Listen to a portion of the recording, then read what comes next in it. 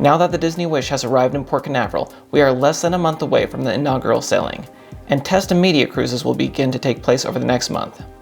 In this video, we're going to share the latest information and news that Disney has officially released about the Disney Wish. We're going to specifically focus on the restaurants and also some of the shows that will be on the Disney Wish. They've given us some more information both on the Disney Parks blog and also from the D23 magazine.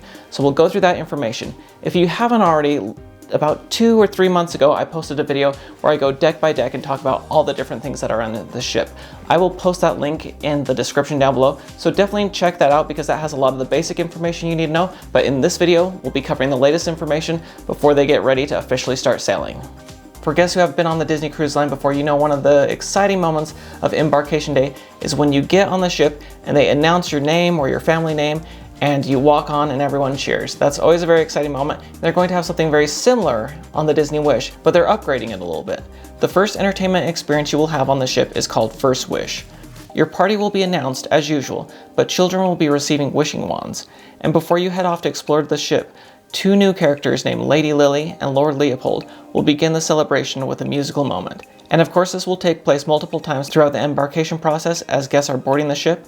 And the wishing wands that the kids are given will help create a special effect in the Grand Hall. Now, before we talk more about the entertainment offerings that will be aboard the Disney Wish, let's talk about one of the things I love most, the restaurants. And one thing that Disney did clarify is something that was a little confusing previously looking at the deck plans for the restaurants. For the 1923 and Worlds of Marvel dining rooms, they've divided them in 2. This was an intentional decision to create more intimate dining experiences, which will be great because one of the things I didn't love so much about the Dream was sometimes the size of the dining rooms felt overwhelming, and depending on the table location, it could feel you were on the outskirts of whatever was going on. For the 1923 restaurant, guests will go to either the Walt dining room or the Roy O dining room. Each one of these rooms will be seating 350 guests, so you can see how this will be a much more intimate experience than those 700 guests we would normally have.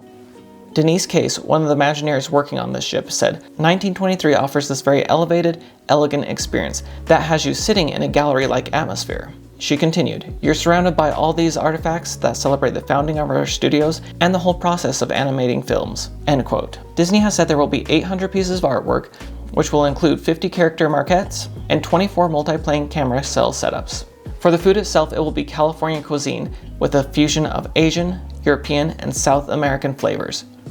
Some examples Disney has provided for appetizers are a spiced ahi tuna and a fennel Bartlett pear and tatsoi salad. Next, let's talk about the additional information we've learned about Arendelle, a frozen dining adventure. As we discussed in my previous video, they have gone with a theater in the round configuration, which will provide guests a much better view of the engagement party Olaf is throwing for Anna and Kristoff. Disney has promised that the restaurant is filled with theatrical and lighting effects and tons of fiber optics to make the restaurant come to life during the performance. They have also said that it's going to be intimate enough that Olaf is able to visit each table throughout the dinner. And it sounds like Elsa will finish up the performance with a big final musical number. I would assume that would be Let It Go, but Disney's also been loving Into the Unknown lately, so we'll have to see what they do. For food, Disney has provided some examples of the main dishes, like the seared Chilean sea bass and a juniper spice roasted free-range chicken. And beyond the regular dinner in this restaurant, each cruise will also offer Olaf's Royal Picnic at an additional cost. This is aimed at children and will feature summertime treats and picnic favorites with Olaf, Anna, Elsa, and Kristoff, and plenty of songs as well. This is what kind of replaces the royal tea that has been on the Disney Dream and the Disney Fantasy, and I know from the cruise I'm going on later this summer, this was sold out long before the Silver Castaway members or the new cruisers could even have a chance to book it, so it seems very popular. And what is likely the restaurant I'm most excited about, because I am a big Marvel fan, is Worlds of Marvel. Disney has said that for the menu, it will be inspired by both real and fictional settings in the Marvel Cinematic Universe, like Wakanda for African flavors, Eastern European Sokovia, and New York City. So here are an example of 2 of the desserts, the flourless chocolate beetroot cake and sticky fig pudding from Peggy Carter. In the D23 magazine, one of the Imagineers referred to Worlds of Marvel as an e-ticket restaurant. And for Disney Park fans, you know that means that it's one of the best or top tier attractions to see. The story for this restaurant goes that Ant-Man and the Wasp are presenting their first public speaking engagement called Miracles from Molecules. And of course, things don't go as planned, so additional superheroes need to come and get involved, including Captain Marvel, Captain America, and Ms. Marvel. On the screens throughout the restaurant, guests will be able to see the superheroes saving the day on the upper decks. And what will be extra special is that they even got the actual actors from the films reprising their roles on these screens. Here's one additional piece of artwork they've shared. It's a scene where a giant seagull threatens the ship, so I'm assuming that the Pym particles kind of get out of hand and cause some things to grow that shouldn't be growing and some things to shrink that shouldn't be shrinking. Beyond the rotational dining rooms, the quick service locations are set up like boardwalk kiosks. We didn't get much new information about these, but they did confirm that the location will be at the base of the smokestack, hence the name Mickey's Smokestack Barbecue. And they also confirmed that this will be the first time on the Disney Cruise Line that barbecue and Mexican options have been part of this quick service locations. They also said that the kitchen where they prepare the room service will be adjacent to the Festival of Foods quick service locations, which means some different menu items can be incorporated in that they weren't able to previously do just with the different kitchen sizes.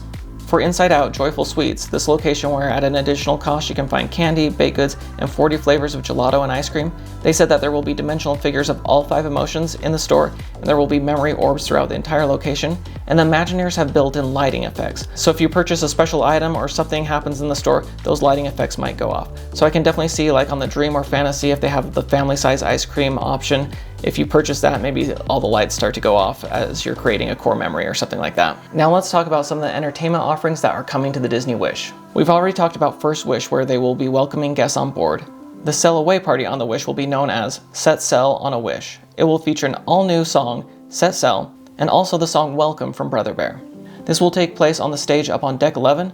Traditionally at the Sail Away parties they have Mickey, Minnie, Donald, Pluto, Goofy, and Daisy, but this will also include the Fairy Godmother and some royals, likely Anna and Elsa. We've known for a while what the 3 Broadway-style musicals would be on the Disney Wish, that they would have Aladdin, a Little Mermaid show, and also Disney Sees the Adventure, and now we know a little bit more about each of these. While Aladdin has been previously presented on other Disney cruise ships, this version has been reimagined with additional new effects, including a zipline and additional set pieces. So it sounds like they've refreshed the show, and it's going to be something, even if you've seen the past, you'll definitely want to catch this one. The Little Mermaid seems like it's going to be their really big flagship show, because it won't just be a traditional retelling of the show, but instead a group of storytellers will bring the story of the Little Mermaid to life, and some of those storytellers will actually become key characters in the show. One of the Imagineers explained to the D23 magazine, "We're turning it more into a story about a relationship between a teenage daughter and her father, a daughter who thinks she's more ready than she may be to get out there in the world, and how her father helps her to achieve her dream." End quote. They've also updated some of the songs. For example, Poor Unfortunate Souls is going to have much more of a jazz swing, while the Daughters of Triton song that we're all familiar with is going to be updated with more of a pop, Motown, and funk flavor. Then there's Disney Sees the Adventure, where Goofy wishes that one day he could be the captain of the ship. So with the help of Captain Minnie and Tinkerbell, Goofy goes on an adventure to learn what it takes to be the captain, and he will see characters like Tiana, Hercules, Crush, and a trio of princesses Moana, Merida, and Elsa. And the finale will include Peter Pan, Belle, Donald, Daisy, and more. Then it sounds like at the very end of this show, it will move beyond the stage into the audience, and then on into the grand hall for a big meet and greet to kind of finish the show. Other entertainment will include the Pirates Rockin' Parlay Party, a live 80s hairband, and the show is led by Captain Red, the great-great-granddaughter of the female pirate made famous in the Pirates of the Caribbean attraction. And of course, this deck party will end with fireworks at sea. There will also be a new interactive game, where guests can use their smartphone to try and track down a missing wishing star. D23 explains, "Guests explore the ship as they unlock clues to find the star. On the final day of the cruise, guests have multiple opportunities to gather in Luna, which for people who have already been on Disney Cruise Line, this will be somewhat similar to the D Lounge, but in this case, they'll be able to gather there for an interactive group gameplay to defeat Ursula and recapture the star." Also on the last night of the cruise, there will be a show similar to what's been on other ships like Till We Meet Again and See You Real Soon, but this will be called Wishing Ever After. This will take place twice the last evening, where guests gather to light the final wishing star in the chandelier, and the characters go out among the audience for one final meet and greet. As you can see, there's plenty to look forward to aboard the Disney Wish when it comes to dining and also entertainment. I know hearing these additional details about the shows and kind of the restaurants is getting me really excited for my cruise later this summer. So in the comments below, I would love to hear what you're most excited about the Disney Wish. And if you are planning a cruise or have additional questions, I would love to hear those down below, because maybe I can put in another video together, finding out more of that information or share some of the things that I've learned. But thank you so much for watching. We'll see y'all again real soon. Bye.